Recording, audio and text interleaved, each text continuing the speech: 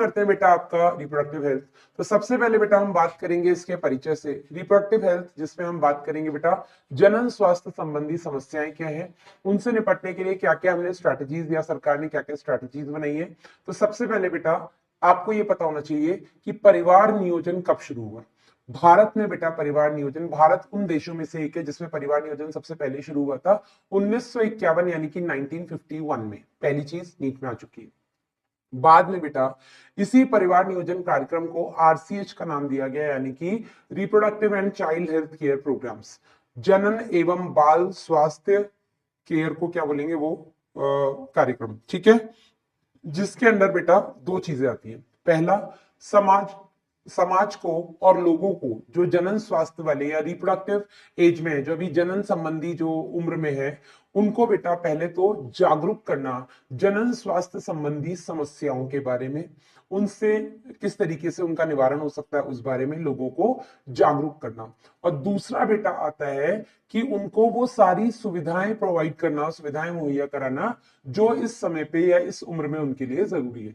जैसे अगर मैं लोगों को बोलती हूँ कि आपको एड्स के बारे में पता होना चाहिए, तो एड्स के बारे में उनको पता मुझे करवाना है, ठीक है। और इसी के लिए बेटा अलग अलग तरीके के कार्यक्रम चले हैं जो कि लोगों को जागरूक करते हैं इन सभी समस्याओं से संबंधित, ठीक है। अब इनको जागरूक करने के लिए हमने कई सारे तरीके का इस्तेमाल किया। जैसे हमने जगह जगह पोस्टर्स लगाए जिसको हम विजुअल एड बोलते हैं, कि आप देख सकते हैं। रेडियोज में इनके ऐड चलते हैं जिनसे कि सुना जा सकता है। टीवी में इसके ऐड आते हैं जिनको हम ऑडियो विजुअल एड्स बोलते हैं, जिसमें सुना और देखा दोनों जा सकता है। ये कुछ ऐसे तरीके हैं जिससे, और सरकारी और गैर सरकारी संगठन मिलकर के बेटा लोगों को इनमें इन इन कार्यक्रमों से संबंधित जागरूक करने का कार्य करते हैं। दूसरा बेटा इसी में एक बहुत इंपॉर्टेंट चीज आती है अपनी एमनियोसिंथेसिस, जिसको हम बोलते हैं उल्बवेदन, राइट। एमनियोसिंथेसिस वैसे तो बेटा एक ऐसी प्रक्रिया है जो कि गर्भावस्था की दूसरी तिमाही में की जाती है, जिसमें बेटा हम लोगों को 12 से 16 हफ्ते में, हाँ दूसरी तिमाही यानी कि 14 महीने में की जाती है, क्या बोलेंगे उसको, चौथे महीने में की जाती है। और इस उल्बेदन प्रक्रिया में बेटा बच्चे में अगर जेनेटिक यानी कि कोई आनुवंशिक विकार है तो उसका पता लगाया जा सकता है। इसको पता लगाने के लिए बच्चा जो कि माँ के भ्रूण में, माँ के गर्भ में है, वो जो भ्रूण माँ के गर्भ में है, उस भ्रूण के चारों तरफ बेटा एक द्रव्य भरा होता है जिसको हम एमनियोटिक द्रव्य बोलते हैं। उसको निकाल करके उसमें भ्रूण की कोशिकाएं होती है जिनमें अगर कोई भी आनुवंशिक विकार है उसका अध्ययन किया जा सकता है। लेकिन क्योंकि एमनियोसिंथेसिस या उल्बवेदन का दुष्प्रयोग या इसका दुरुपयोग किया गया, इसका मिसयूज किया गया बच्चे के लिंग निर्धारण के लिए कि बच्चा लड़का है या लड़की है, और अगर पता लगता है कि जो भ्रूण है वो लड़की है, तो उस कंडीशन में बेटा उस सगर्भता को, इस प्रेगनेंसी को वहीं खत्म कर दिया जाता है ताकि उस लड़की को पैदा होने से रोका जाए। तो उल्बवेदन का मिसयूज ना हो सके, इसलिए इसको कुछ टर्म्स और कंडीशंस के साथ इस पर रोकथाम या इसको बैन कर दिया गया, ठीक है। तो यहां से क्वेश्चन आता है कि एमनियोसिंथेसिस को बैन कर दिया गया इंडिया में, ये गलत है। एमनियोसिंथेसिस को बैन नहीं किया गया है, कुछ कंडीशंस के साथ एमनियोसिंथेसिस को बैन किया गया। मतलब आप एमनियोसिंथेसिस तो कर सकते हैं, बच्चे के अंदर कोई आनुवंशिक विकार है वो आपको पता लगाना चाहिए, लेकिन आप उसके चलते मादा भ्रूण है और उसको आप उस सगर्भता का आप समापन कर देंगे, इस चीज को बेटा बैन किया गया है, ठीक है। दूसरी चीज बेटा, जैसे मैंने आपको बताया कि आनुवंशिक विकार अगर बच्चे में कोई भी है, और यदि वो आनुवंशिक विकार ज्यादातर ऐसे ही होते हैं जिनको सुधारा नहीं जा सकता, इस कंडीशन में बेटा बच्चे के अंदर किसी भी या भ्रूण में कोई भी आनुवंशिक विकार होने की अवस्था में आप उस सगर्भता को समाप्त कर सकते हैं, ठीक है। ये हो गया बेटा उल्बेदन का कार्य। अब इसमें आरसीएच में और क्या आता है, मैंने क्या बोला, पहले तो लोगों को जागरूक करना, दूसरा बेटा लोगों को अच्छी से अच्छी सुविधाएं प्रदान करना, उनको मुहैया कराना। और इसके लिए बेटा जगह जगह पर चिकित्सा केंद्र, आपके प्राथमिक स्वास्थ्य केंद्र, आपके कम्युनिटी हेल्थ सेंटर्स बने हुए हैं, जिससे कि लोगों को उनके गांव के नजदीक या उनके गांव में बिल्कुल बेसिक से स्वास्थ्य सुविधाएं मुहैया कराई जा सके। उन स्वास्थ्य केंद्रों में एक बेसिक डॉक्टर हो कम से कम, जो उनकी सामान्य समस्याओं को सुन सके। वहां पर बेटा वो सारे बेसिक उपकरण हो जो कि छोटी मोटी चोट और सर्जरी के लिए जरूरी है। ये सब बेटा इसी आरसीएच प्रोग्राम के अंदर आता है, ठीक है। इसके बाद बेटा जनसंख्या विस्फोट पर आपको एक नजर डालनी बहुत जरूरी है। इसमें जो डेटा दिया हुआ है आपकी एनसीईआरटी में वो आपको पता होना चाहिए। जनसंख्या विस्फोट मतलब एकदम से बढ़ती हुई जनसंख्या। 1900 में बेटा जो जनसंख्या विश्व की 2 अरब थी, वो बेटा 100 सालों में यानी कि 2000 तक आते आते 6 अरब हो गई, यानी कि 3 गुना हो गई। वहीं अगर हम भारतीय जनसंख्या की बात करें, भारत के लोगों की जनसंख्या की बात करें, तो आजादी के समय 1947 में या 1951 में जो जनगणना हुई थी, उस समय बेटा जो जनसंख्या अपनी 350 मिलियन थी, वो 2000 तक बढ़ करके 1 अरब पहुंच गई। मतलब दोनों ही जगह, चाहे विश्व की जनसंख्या हो चाहे भारत की जनसंख्या हो, दोनों में ही लगभग 3 गुना उछाल देखने को मिला। लेकिन जो विश्व की जनसंख्या आपकी 100 साल में 3 गुना पहुंची, भारत की वही जनसंख्या बेटा मात्र 50 सालों में 3 गुना पहुंच गई, जो कि बहुत खतरनाक यानी कि अलार्मिंग सिचुएशन है ये इंडिया के लिए। ठीक है, और इस हिसाब से ये कहना गलत नहीं होगा कि विश्व का हर छठा आदमी भारतीय है। ये तो बेटा था अपना डेटा 2000 तक का। 2011 में 2001 में जो जनगणना हुई, उसके हिसाब से बेटा जो ये डेटा था वो कुछ इस तरीके से बढ़ा कि विश्व की जनसंख्या 7.2 बिलियन पे पहुंच गई। वहीं बेटा भारत की जनसंख्या आपकी 1.2 बिलियन पे पहुंच गई। रिसेंट जनगणना के हिसाब से बेटा ये 1.2 को पार कर चुकी है। ठीक है, और इस हिसाब से जो आपकी ग्रोथ रेट है, जो अपनी ओवरऑल वृद्धि दर है बेटा, वो 1.7, मतलब 17%, 17 लोग जहां 1000 लोगों में बढ़ रहे थे, वो बेटा बढ़ करके 1000 लोगों की पॉपुलेशन में हर साल 20 लोग बढ़ रहे हैं। ठीक है, और इस हिसाब से ये कहना गलत नहीं हुआ कि आने वाले कुछ सालों में ये जो जनसंख्या है ये 3 गुनी हो जाएगी। ठीक है, ये डेटा इंपॉर्टेंट है। इसके बाद बेटा आपको यहीं पर एक चीज और बतानी चाहिए कि जो जनसंख्या विस्फोट हुआ है, इसके कारण, इसके पीछे का कारण क्या है। तो इसके पीछे का कारण है कहीं ना कहीं हमारी बहुत अच्छी मेडिकल फैसिलिटीज, स्वास्थ्य संबंधी जो हमने सुविधाएं प्रदान की है लोगों को, कहीं ना कहीं वो बहुत इसमें इंपॉर्टेंट भूमिका निभा रही है। जिसमें हमने क्या देखा बेटा, इसमें हमने देखा कि जो अपने मातृ मृत्यु दर है, मतलब बच्चे के जन्म के पश्चात जो पहले माएं मर जाती थी, अब बेटा वो दर बहुत कम हो गई है। साथ ही साथ जन्म लेते ही जो बच्चों की मृत्यु हो जाती थी, इन्फैंट जिसको हम बोलते हैं शिशु या नवजात शिशु मृत्यु दर बेटा, वो भी बहुत कम हो गया है। तो मातृ मृत्यु दर और नवजात शिशु मृत्यु दर बहुत कम होने के कारण बेटा ये जनसंख्या विस्फोट बहुत ज्यादा, या ये जनसंख्या विस्फोट हुआ है। अब इस जनसंख्या का या जो जनसंख्या विस्फोट हुआ है, इसको हम किस तरीके से नियंत्रित कर सकते हैं। तो इसके नियंत्रण के लिए बेटा कई सारे तरीके बताए गए हैं। कुछ गर्भ निरोधक तकनीकें बताई गई हैं। अब एक आदर्श गर्भ निरोधक तकनीक क्या होती है, तो एक आदर्श गर्भ निरोधक तकनीक के कुछ ऐसे लक्षण होने चाहिए। सबसे पहला, आसानी से उपलब्ध हो जाए। दूसरा बेटा, बहुत ज्यादा महंगी ना हो, जेब को महंगी ना पड़े। तीसरा बेटा, जो भी उपयोग करता है उसकी प्रिवेसी यानी कि उसकी क्या बोलेंगे, उसकी प्राइवेसी को मेंटेन करे। मतलब कोई व्यक्ति अगर किसी भी गर्भनिरोधक तकनीक का इस्तेमाल करे तो जगत पे ढिंढोरा ना पिट जाए। ठीक है, उसकी प्रिवेसी मेंटेन रहे। चौथा बेटा, उसको जो भी गर्भनिरोधक तकनीक का इस्तेमाल किया जा रहा है उसके दुष्प्रभाव या जो साइड इफेक्ट्स है वो कम से कम होने चाहिए या ना हो, मतलब ना हो तो बहुत ही अच्छा है। पांचवा बेटा, कि किसी भी गर्भनिरोधक तकनीक का इस्तेमाल करते समय ऐसा ना हो कि जो भी कपल है उसका लैंगिक व्यवहार ही बदल जाए या उसको लैंगिक संबंध बनाने की, मतलब बनाने में हिचकिचाहट या लैंगिक संबंध बनाने में कोई किसी भी तरीके की परेशानी हो। ये कुछ बेटा एक आदर्श गर्भनिरोधक तकनीक के लक्षण होने चाहिए। अब क्या क्या गर्भनिरोधक तकनीक है हमारे पास, तो सबसे पहले बेटा हमारे पास कुछ प्राकृतिक तकनीक है। फिर बेटा आती है हमारे पास रोध तकनीक, बैरियर्स जिनको हम बोलते हैं। फिर आती है बेटा हमारे पास आईयूडी, अंतः गर्भाशय युक्तियां, इंट्रायूट्राइन डिवाइसेस। उसके बाद आते हैं बेटा हमारे पास पिल्स, जिनको हम बोलते हैं दवाइयां, गोलियां। ठीक है, इसके बाद आती है बेटा हमारे पास इम्प्लांट्स या केमिकल मेथड, आप बोलो केमिकल मेथड, जो रासायनिक तकनीक है उसमें आपकी दवाइयां भी आ जाएंगी, आपके इम्प्लांट्स भी आ जाएंगे, इंजेक्शन भी आ जाएंगे। इसके बाद आते हैं बेटा आपके बंधकरण की तकनीक है, जिसको हम बोल देंगे सर्जिकल टेक्निक है ना, शल्य क्रिया, जिसमें जिसको हम बंधकरण या स्टेरिलाइजेशन तकनीक भी बोल देते हैं। जल्दी से एक एक करके सारी तकनीकों पर चर्चा करते हैं। तो जो प्राकृतिक विधियां होती है, जो आपके नेचुरल मेथड्स होते हैं, इसमें 3 तरीके की विधियां हैं। सबसे पहले तो प्राकृतिक विधि का जो प्रिंसिपल, जो सिद्धांत होता है, वो बस इतना सा होता है कि किसी भी तरीके से अंडाणु और शुक्राणु को मिलने से रोका जाए। और इस प्राकृतिक विधि में हमारे पास 3 तकनीक है। सबसे पहले है बेटा हमारे पास पीरियोडिक एब्स्टिनेंस यानी कि आवधिक संयम। दूसरा है हमारे पास विड्रॉल मेथड, जिसको हम बेटा कोइटस इंटरप्टस भी बोल देते हैं, मतलब मैथुन के दौरान बीच में आप रुक जाइए। और तीसरा है बेटा आपके पास लेक्टेशनल एमेनोरिया यानी कि अनार्तव। लेक्टेशन इज मतलब डिलीवरी के बाद जब दुग्ध स्राव होता है उस समय पर आर्तव चक्र की अनुपस्थिति, आप ऐसे बोल सकते हैं। ठीक है, हिंदी मुझे एग्जैक्टली नहीं याद आ रही है। चलिए, तो सबसे पहले हम बात करते हैं बेटा आवधिक संयम पर, जिसको हम पीरियोडिक एब्स्टिनेंस बोलते हैं। आवधिक संयम बेटा आपके आर्तव चक्र की जो साइक्लिक इवेंट्स है उस पर निर्भर करती है। और सबको पता है कि 28 दिन का जो एक सामान्य आर्तव चक्र होता है, इस 28 दिन में जो अंडोत्सर्ग होता है, जो ओव्यूलेशन होता है बेटा, वो होता है आपके 14वें दिन। तो 14वें दिन पे अगर ओव्यूलेशन हो रहा है तो उस 14वें दिन से 3 दिन पहले और 3 दिन बाद पूरी पूरी संभावना है कि अगर इस समय पर सेक्सुअल इंटरकोर्स होता है कपल के बीच में, तो निषेचन की जो संभावना है वो बहुत ज्यादा हो जाती है। और उस संभावना को रोकने के लिए कपल्स को ऐसा एडवाइस किया जाता है कि आप 10 से 17 दिन के बीच में, इस अवधि में आप संयम बनाए रखें और किसी भी तरीके के सेक्सुअल इंटरकोर्स में इन्वॉल्व ना हो। तो 10 से 17 दिन की अवधि में अगर वो संयम बनाए रखेंगे तो प्राकृतिक तरीके से, किसी भी प्राकृतिक तरीके से हम कहीं ना कहीं अंडाणु शुक्राणु को मिलने से रोक रहे हैं, और इस वजह से बेटा हम निषेचन को भी रोक रहे हैं। तो ये एक गर्भनिरोधन की तकनीक होगी। दूसरा आता है बेटा आपका कॉइटस इंटरप्टस, जिसमें बेटा हम ये बोलते हैं, जिसमें ऐसा बताया जाता है कि जो कपल है सेक्सुअल इंटरकोर्स के दौरान वीर्य सेचन से जस्ट पहले यदि नर जो पार्टनर है वो अपने शिशन को मादा जननांग से बाहर निकालता है और वीर्य सेचन मादा जननांग में ना करके बाहर करता है बेटा, उस कंडीशन में निषेचन की संभावना जो होती है वो एकदम ना के बराबर हो जाती है। तीसरा बेटा जो है अपने पास स्तनपान अनार्थव, लैक्टेशनल एमेनोरिया।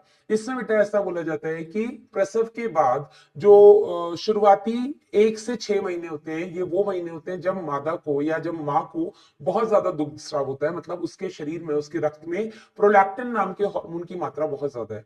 जब तक शरीर में बेटा प्रोलैक्टिन नाम के हार्मोन की मात्रा बहुत ज्यादा होती है बेटा, तब तक कहीं ना कहीं ऐसा देखा गया है कि बढ़ा हुआ प्रोलैक्टिन प्रोजेस्टेरॉन के स्तर को कम रखता है, जिसकी वजह से कहीं ना कहीं बेटा आर्तव चक्र जो होता है वो अनुपस्थित होता है या वो नहीं शुरू होता है मादाओं में प्रसव के बाद।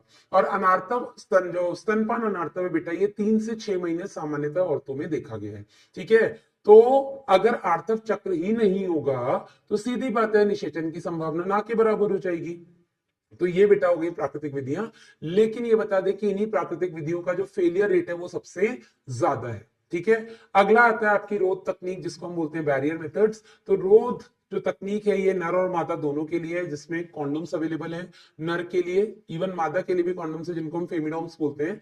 और ये जो बेटा कॉन्डोम्स है ये लेटेक्स रबर के बने हुए बेटा होते हैं, जो कि कहीं ना कहीं अगेन शुक्राणु और अंडाणु को मिलने से रोकते हैं। ये एक तरीके से बैरियर का काम करते हैं दोनों के बीच में, जिसके चलते बेटा अगर शुक्राणु अंडाणु नहीं मिलेंगे तो सीधी बात है कि निषेचन भी नहीं होगा। इसके अलावा बेटा जो सामान्य जो ब्रांड है बेटा निरोध के नाम से मार्केट में अवेलेबल है। इसके अलावा बेटा मादाओं के लिए इस कॉन्डोम के अलावा ग्रीवा कैप, ठीक है, डायाफ्राम और वॉल्ट्स, ठीक है, ये भी अवेलेबल हैं, जो कि मादा इस्तेमाल कर सकती हैं। एंड इंपॉर्टेंट चीज बेटा ये है, जो कॉन्डोम्स होते हैं चाहे मेल हो चाहे फीमेल कॉन्डोम, ये रीयूजेबल नहीं होते, ये यूज एंड थ्रो होते हैं। लेकिन ये जो एडिशनल चीजें अवेलेबल हैं, ये एडिशनल रोध तकनीक जो अवेलेबल है माताओं के लिए, डायफ्राम, वॉल्ट्स और सर्वाइकल कैप्स, ये बेटा रीयूजेबल होती है, इनको बार बार यूज किया जा सकता है। ठीक है, और इनमें बेटा इनकी इफेक्टिवनेस को और बढ़ाने के लिए, इनकी मतलब इनको और सक्षम बनाने के लिए कि अपनी सक्षमता से अपना कार्य कर सकें, इनके साथ बेटा कुछ शुक्राणु को मारने वाले जेलीज, फोम्स और क्रीम्स भी अवेलेबल है मार्केट में, जिनका इस्तेमाल किया जाता है। ठीक है, आगे बढ़ते हैं बेटा। रोध तकनीक के बाद आता है आपका गोलियां। ठीक है, गोलियां बेटा या रासायनिक तकनीक हम बात करते हैं, रासायनिक बाद में करते हैं, पहले बात करते हैं अंतःगर्भाशय युक्तियां यानी कि इंट्रायूट्राइन डिवाइसेस, मतलब आईयूडीज की। तो ये जो बेटा आपकी अंतःगर्भाशय युक्तियां होती हैं, इंट्रायूट्राइन डिवाइसेस, ये 3 तरीके की होती है। मादा के गर्भाशय में इनको रखा जाता है, ये स्किल्ड डॉक्टर्स या एक्सपर्ट नर्सेज ही रखते हैं। और ये बेटा 3 तरीके की आईयूडीज होते हैं। इंपॉर्टेंट है, नीट में यहाँ से कई बार क्वेश्चन पूछा गया है। सबसे पहले होती है बेटा औषधि रहित, जिनको बोलते हैं नॉन मेडिकेटेड, जिसका उदाहरण हो गया आपका लिप्सलूप। दूसरा हो गया बेटा आपका कॉपर आयन मोचक आईयूडीज, जिनको हम कॉपर रिलीजिंग आईयूडीज बोलते हैं। तीसरा बेटा हार्मोन मोचक आईयूडीज, जिनको हम हार्मोन रिलीजिंग आईयूडीज बोलते हैं। ये बेटा इनके उदाहरण आपको पता होने चाहिए। औषधि रहित का हो गया आपका लिप्सलूप, जो आपकी कॉपर मोचक है उनका उनके उदाहरण हो गए कॉपर टी, कॉपर 7 और मल्टीलोड 375। इसके अलावा हार्मोन मोचक के उदाहरण हो गया आपका प्रोजेस्टा सर्ट और आपका LNG 20 यानी कि लेवोनॉर्गेस्ट्रॉल 20। ठीक है। अब ये जो बेटा आपकी अंतःगर्भाशय युक्तियां, इनका कार्य करने की विधि क्या होती है? तो ये बेटा आपके गर्भाशय में जो फैगोसिटिक एक्टिविटी है, जो भक्षण की क्रिया है, शुक्राणु भक्षण की क्रिया, उसको बढ़ा देती है। दूसरा बेटा ये श्लेष्मा का जो ग्रीवा श्लेष्मा है उसको थोड़ा गाढ़ा कर देती है। तीसरा बेटा ये किसी भी तरीके से अंडोत्सर्ग को रोकती हैं। चौथा बेटा ये क्या करती हैं, आपके कॉपर आयन जो मुक्त होते हैं, ये कॉपर आयन बेटा कहीं ना कहीं शुक्राणु की गति को कम करते हैं। शुक्राणु की गति कम होने के कारण ये शुक्राणु जो होते हैं वो अंडाणु तक पहुंच ही नहीं पाते हैं, तो ये शुक्राणु की गति कम करते हैं। साथ ही साथ बेटा ये इनकी निषेचन क्षमता को भी निषेचन क्षमता में भी इंटरफेरेंस करते हैं, निषेचन क्षमता को कम करते हैं। ठीक है। इसके बाद अंतःगर्भाशय युक्तियां नीट में कई बार आ चुका क्वेश्चन है। फिर आते हैं बेटा आपकी रासायनिक विधियां। रासायनिक विधियों में हम रसायनों का इस्तेमाल करते हैं, जैसे कि गोलियां हो गई, इसमें आपके इंजेक्शंस हो गए, इसमें आपके इम्प्लांट्स हो गए। ठीक है, अंतःक्षेप जिसको हम बोलते हैं ना, शायद। तो जो आपकी बेटा गोलियां होती हैं, ये गोलियां दो तरीके की होती हैं, या तो केवल प्रोजेस्टेरॉन वाली गोलियां होती हैं, ईस्ट्रोजन प्रोजेस्टेरॉन दोनों का कॉम्बिनेशन गोलियां होती हैं।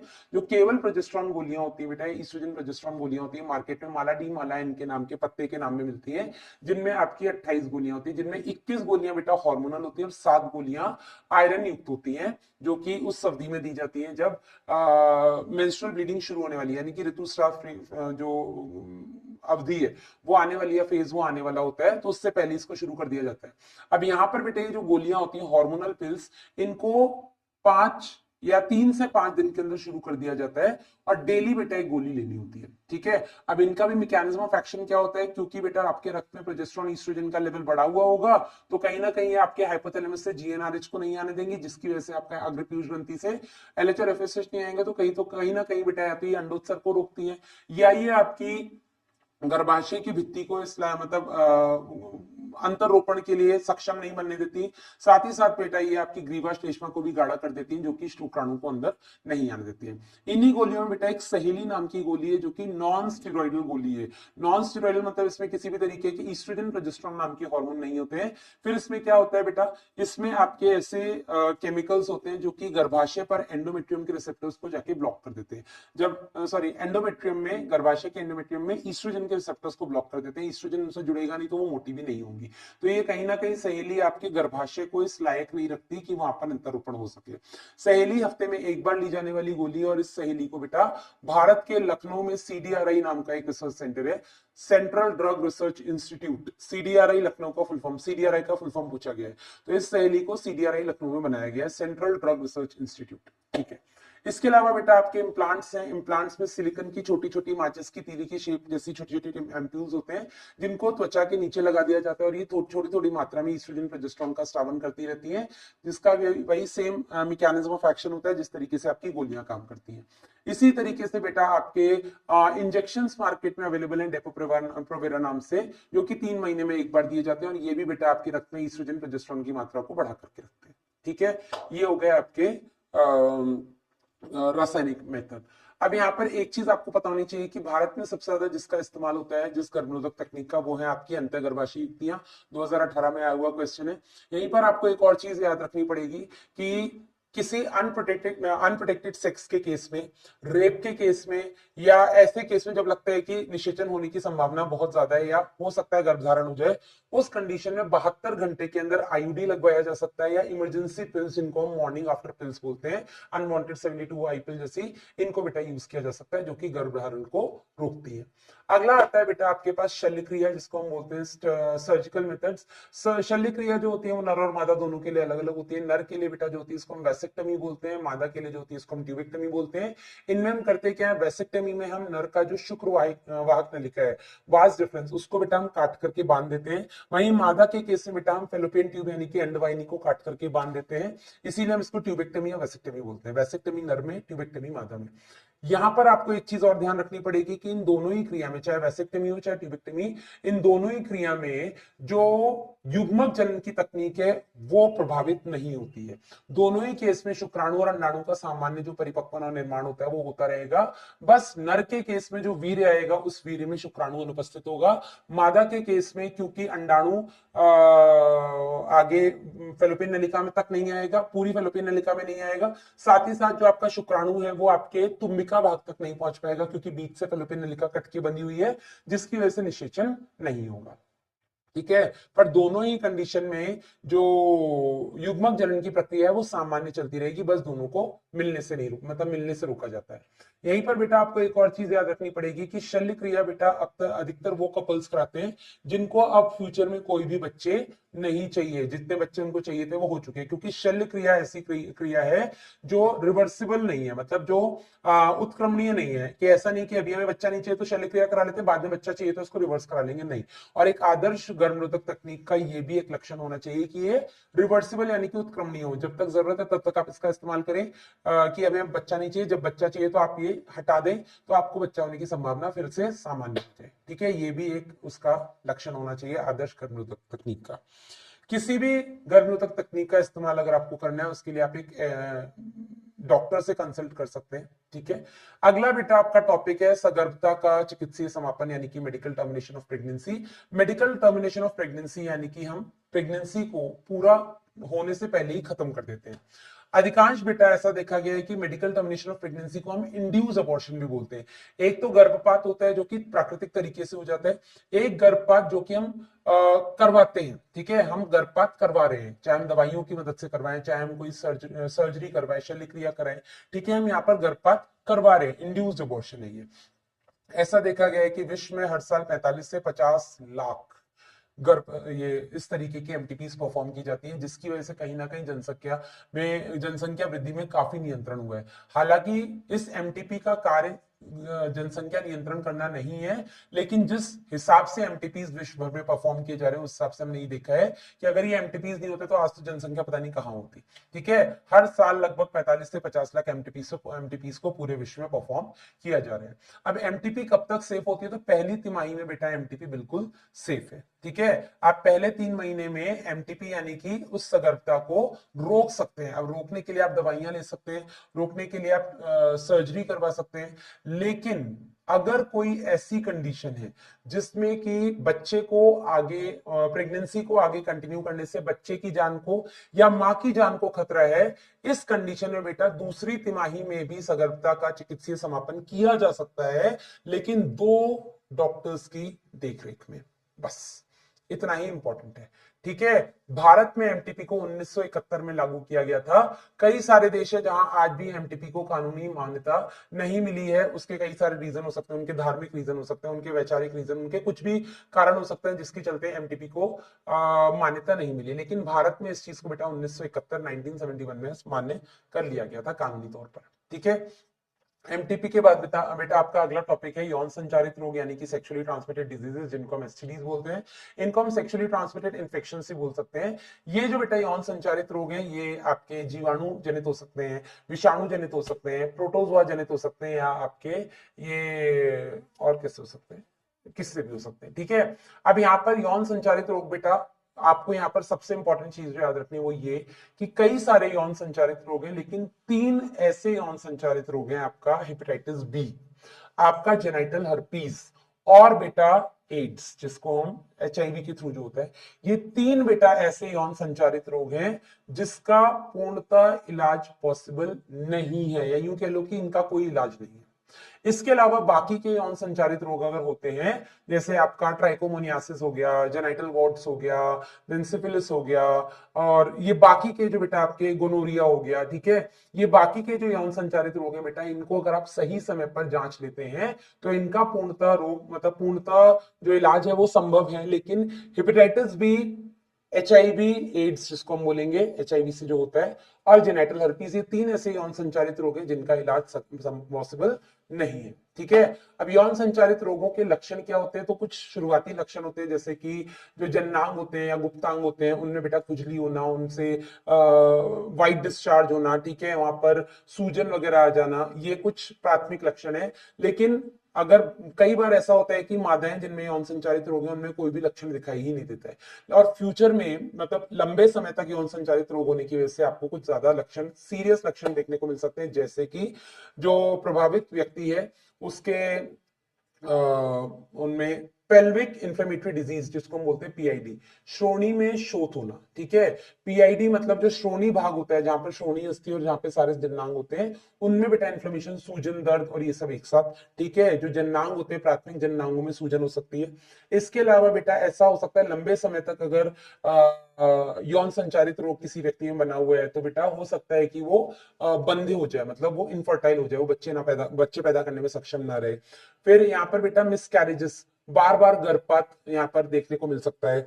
यहाँ पर बेटा इनफर्टिलिटी आ सकती है, बहुत ज्यादा गर्भपात हो सकता है, पेल्विक इन्फ्लेमेटरी डिजीजेस हो सकते हैं, और एक्टोपिक प्रेगनेंसी मतलब गर्भ जो आपका अंतरोपण होता है वो गर्भाशय में ना होकर के कहीं और अगर भाग में हो जाए जननांग के, इसको हम एक्टोपिक प्रेगनेंसी बोलते हैं। ये सब बेटा आपको देखने को मिल सकता है इसी एसटीडीज के सीरियस लक्षणों में, ठीक है। अब एसटीडीज से बचने का क्या तरीका है बेटा, तो सबसे पहले तो ये कि अगर आपको कोई भी लक्षण, बारीक से बारीक लक्षण भी दिखता है तो बेटा आपको इमीडिएटली डॉक्टर से कंसल्ट करना चाहिए। दूसरा बेटा क्या होता है कि आपको ऐसे लोगों से मतलब मल्टीपल सेक्स पार्टनर्स नहीं रखने चाहिए कि हाँ बहुत लोगों के साथ आप लैंगिक संबंध बना रहे, तो बेटा उस कंडीशन में आपको किसी की हिस्ट्री नहीं पता होगी और ऐसे कंडीशन में उनसे आपको एसटीडीज हो सकते हैं। तीसरा बेटा होता है कि अगर आपको किसी के साथ लैंगिक संबंध बनाने इतनी मजबूरी आई रही तो भाई साहब प्रोटेक्शन का यानी कि कॉन्डोम का इस्तेमाल करें, ठीक है। लास्ट टॉपिक है अपना बंध्यता। बंध्यता होती क्या है, इनफर्टिलिटी इज जब किसी भी कपल में 2 साल तक अगर बिना किसी प्रोटेक्शन के लैंगिक संबंध बनाने पर भी अगर वो गर्भ धारण करने में असक्षम है, इसका मतलब वो बंध्य है। अब इस बंध्यता को ट्रीट करने के लिए बेटा हमारे पास कुछ सहायक तकनीक है जो कि बंध्यता मतलब जिसको हम बोलते हैं असिस्टेड रिप्रोडक्टिव टेक्नोलॉजीज, सहायक जनन तकनीक, जिनसे हम ऐसे कपल्स को मदद करते हैं बच्चे पैदा करने में। अब यहां पर बेटा हमारे पास कई सारी तकनीक है, जिनमें सबसे पहली है हमारे पास गिफ्ट। गिफ्ट में हम क्या करते हैं, गेमीट इंट्राफेलोपियन ट्रांसफर। हम गेमीट यानी कि अंडाणु को उस मादा के फेलोपियन नलिका में रख देते हैं जिस मादा में खुद से अपने अंडाणु बनाने के लिए जो सक्षम नहीं है, जिसके खुद के अंडाशय में अंडाणु नहीं बन रहे हैं, हम उन मादा के फेलोपियन नलिका में अंडाणु को प्लेस कर देते हैं और फिर सामान्य लैंगिक संबंध उसका जब उसके पार्टनर के साथ बनता है तो सामान्यतः वो शुक्राणु जाकर के वहां पर निषेचन कर सकता है। तो ये हो गया बेटा आपका गिफ्ट। दूसरा आता है आपका जिफ्ट। अब क्या होता है, ऐसे कपल्स जिसमें नर या मादा दोनों में से किसी में भी अगर बेटा प्रॉपर युग्मक जनन नहीं हो रहा है या किसी भी तरीके से नहीं मिल पा रहे हैं उनके युग्मक, उस कंडीशन में बेटा हम क्या करते हैं, हम नर और मादा दोनों के अंडाणु और शुक्राणु को लेते हैं, या हम किसी दाता का अंडाणु या किसी दाता का शुक्राणु लेकर के उनको टेस्ट ट्यूब में या यूकेलर लैब में हम परख नली के अंदर उनका क्या करते हैं, निषेचन करवाते हैं। और निषेचन करने के बाद जब युग्मनज बन जाता है, जाइगोट बन जाता है, तो उस जाइगोट को या 2, 4, 6, 8 ब्लास्टोमिया कोरकखंड अवस्था तक हम उसको बेटा मादा के फेलोपियन नलिका में ट्रांसफर करवा सकते हैं। इसको हम बोलते हैं जिफ्ट, जाइगोट इंट्राफेलोपियन ट्रांसफर। यदि 8 कोरकखंड से ज्यादा अवस्था आ चुकी है, उस कंडीशन में बेटा हम इसको मादा के गर्भाशय में ट्रांसफर करते हैं, स्थानांतरित करते हैं। इसको हम बोलते हैं ईटी यानी कि एम्ब्रियो ट्रांसफर यानी कि आपका भ्रूण स्थानांतरण, ठीक है। इसके अलावा यदि कोई ऐसा कपल है जिसमें नर जो है उसको इरेक्टाइल डिसफंक्शन है, मतलब उसका शिश्न इतना सक्षम नहीं है कि वो सीधा या डायरेक्ट ही अपने वीर को मादा जननांग में ले जा सके या मादा जननांग में ड्रॉप कर सके, उस कंडीशन में बेटा हम आर्टिफिशियली उस पार्टनर का जो वीर है उसको कलेक्ट करके हम मादा के अंदर डाल सकते हैं, जिसको हम आर्टिफिशियल इंसेमिनेशन बोलते हैं। या अगर वीर में शुक्राणु की संख्या बहुत कम है, उस कंडीशन में बेटा हम सीधा शुक्राणु को मादा के गर्भाशय तक पहुंचाते हैं, जिसको हम बोलते हैं आईयूटी, इंट्रा यूटराइन ट्रांसफर, यदि शुक्राणुओं की संख्या कम है, ठीक है। इसके अलावा बेटा हमारे पास आईसीएसआई तकनीक है, इंट्रासाइटोप्लाज्मिक स्पर्म इंजेक्शन, जिसमें हम दोनों को इकट्ठा करके शुक्राणु और अंडाणु को हम सीधा शुक्राणु को अंडाणु के साइटोप्लाज्म में यानी कि कोशिका द्रव्य में इंसर्ट करते हैं और फिर हम उसको मादा के अंदर स्थानांतरित करते हैं, ठीक है। अब वो जिफ्ट हो सकता है या भ्रूण स्थानांतरण मतलब एम्ब्रियो ट्रांसफर की कंडीशन हो सकती है। वैसे तो कई सारे अपने पास सहायक जनन तकनीक है, लेकिन फिर भी ऐसे कपल्स जिनको बच्चा नहीं होता है बेटा, उनको एक और सलाह दी जाती है कि अपने भारत में कई सारे ऐसे अनाथ बच्चे हैं जिनको अगर अच्छे पेरेंट्स मिल जाए या सही फैमिली मिल जाए तो उनका अच्छा विकास या प्रॉपर विकास हो सकता है। तो ये भी एक अपने पास एडिशनल तरीका है जिससे कि वो कपल्स जो प्राकृतिक तरीके से माँ बाप नहीं बन सकते, वो बेटा इन अनाथ बच्चों को गोद लेकर के माँ बाप बन सकते हो। तो ये भी एक अपने पास तरीका है। So this is all about जनन स्वास्थ्य। हमने सारे टॉपिक इसमें कवर कर लिए हैं और कुछ इसमें है नहीं, यहीं से आपका क्वेश्चन बनता है। और ये जो बंध्यता वाला टॉपिक है, यहाँ से तो क्वेश्चन बनता ही बनता है, ठीक है। एसटीडीज में गिनी चुनी चीजें, हेपेटाइटिस बी, जेनिटल हर्पीज और एड्स, ये 3 ऐसे हैं जिनका अगर आप सही समय पे भी पता लगा लो तो भी बेटा इनका इलाज संभव नहीं है। बाकी अपना बढ़िया ध्यान रखिएगा, कमेंट करके बताइएगा चैप्टर क्लियर है। नेक्स्ट क्लास में नया चैप्टर, तब तक के लिए बाय बाय।